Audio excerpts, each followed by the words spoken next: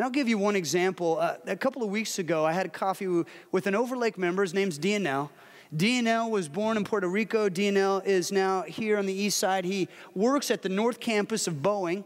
And last summer, every day he was driving back and forth, his big truck, he was going up and back and forth to Boeing. It's a 20-mile drive or so, one way. And gas prices were going up around $4 a gallon. I don't know if you remember this. And he just thought, oh, there's got to be a better way.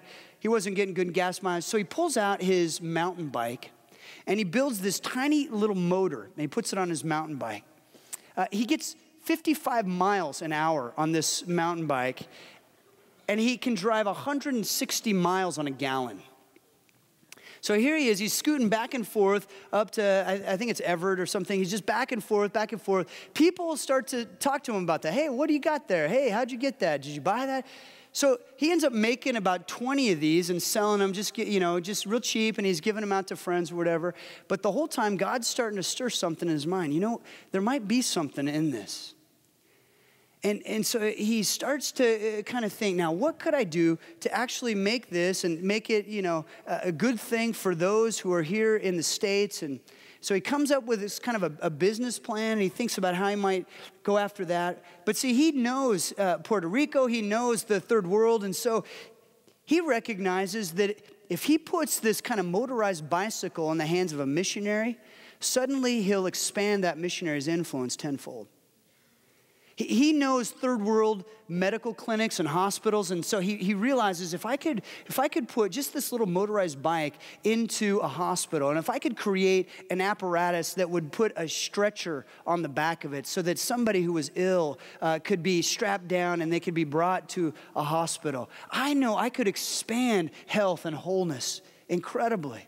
And so he did that. He makes that apparatus, and he starts to dream. And so here he just continues to go. So he has a profit side of this thing and a non-profit side. He came up with a bike called the Apito. It means infinity in Puerto Rican. And the idea is he wants to see this thing go all around the world. He wants to have this kind of the side where he can sell to those in the States, and he can do it modestly and cheaply. But then he takes it over in this non-profit side, and he starts giving this stuff away to missionaries, giving it away to hospitals. And notice what's happening in all this. Nobody told him to do it. Nobody said, hey, here's a list of 50 things, celebrate Earth Day, make a bike, give it away. Like that. That's not how it happened. He just leaned into what God was already stirring on his heart, his talents, his gifts as an engineer at Boeing. And so he came up with a plan that saved him money, that was environmentally friendly, that's now going to spread health and wholeness in the third world and spread the good news of Jesus Christ by sharing the love of God. See, that's so much better than a list of 10 things to do. So I just want to put it on you. You know, God's call is for you.